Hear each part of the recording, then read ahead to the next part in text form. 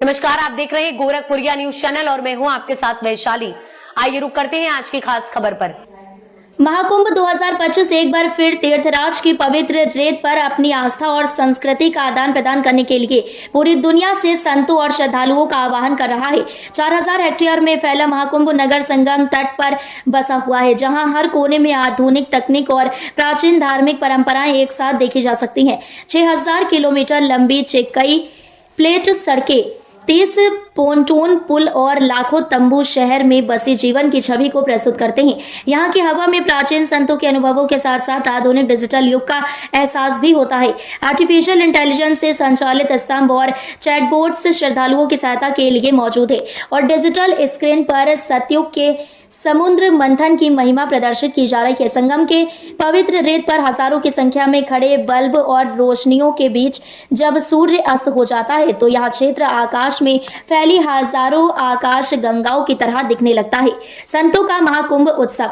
महाकुंभ दरअसल संतों का महापर्व है और इस बार के कुंभ में संतों की उपस्थिति और गतिविधियां उल्लेखनीय हैं। यहाँ ब्रह्मचारी, कोतवाल, पुजारी, महंत और महामंडलेश्वर हर गली हर मोहल्ले में दिखाई देते हैं। कुछ संत अपने तंबू को स्वयं सजा रहे हैं, कुछ रोशन की गिनती कर रहे हैं, जबकि कुछ रेशन की गिनती कर रहे हैं, जबकि कुछ वाहन का हिसाब कर रहे हैं। यह सब इस आयोजन को एक शादी के जैसे उत्सव का रूप देते हैं, जहां संतों का स्वागत फूलों की माला और मीठे पकवानों से किया जाता है। आकर्षक यह है कि संतों द्वारा अपने फोन पर वीडियो बनाना और सोशल मीडिया पर कुंभ के हर पल को साझा करना भी एक नई परंपरा बन चुकी है। यह प्राचीन मेला अब डिजिटल युग में प्रवेश कर चुका है, जहां संतों के व्यक्तिगत अनुभव दुनिया भर तक पहुंचते हैं। संसार और त्याग का द्वंद्व। कुंभ में संतों से बातचीत में एक विशेष रूप से दिलचस्प पहलू यह है कि यहाँ परिवार और त्याग के बीच संतुलन पर चर्चा होती है। एक संत ने एक परिवार से पूछा, क्या परिवार और जिम्मेदारियां बेहतर हैं या संन्यास? यह एक महत्वपूर्ण सवाल था और संत ने भक्तों को त्याग और भक्ति की महत्वता को समझाया। कई लोग इस समय संन्यास की ओर अग्रसर होते हैं, जबकि कुछ महामंडलेश्वर की उपाधि प्राप्त करते हैं। अग्नि अखाड़ा जो कुंभ नगर में पहला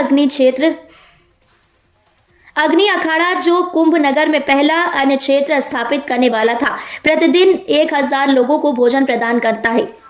संत, साधु, श्रमिक और श्रद्धालु एक साथ बैठकर भोजन करते हैं। यहाँ एकता और भाईचारे की भावना साफ झलकती है, जहाँ सभी मिलकर खाना खाते हैं और एक साथ उठ कर जाते हैं। संतों की भव्यता और सादगी। महाकुंभ में भव्यता और सादगी दोनों का संगम देखने को मिलता है। महामंडलेश्वर की कारों पर लाल बत्ती लगी होती है और उनके साथ कई वाहनों का काफिला होता है, लेकिन साथ ही यहाँ कुछ साधु ऐसे भी हैं जो झोपड़ी में रहते हैं, जिन्हें बांस और कपड़ों से सजाया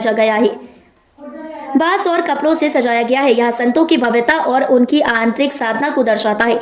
डिजिटल सतयुग का अवतार। महाकुंभ 2025 सिर्फ एक धार्मिक आयोजन नहीं है, बल्कि यह डिजिटल युग में प्राचीन परंपराओं का एक अद्वितीय संगम है।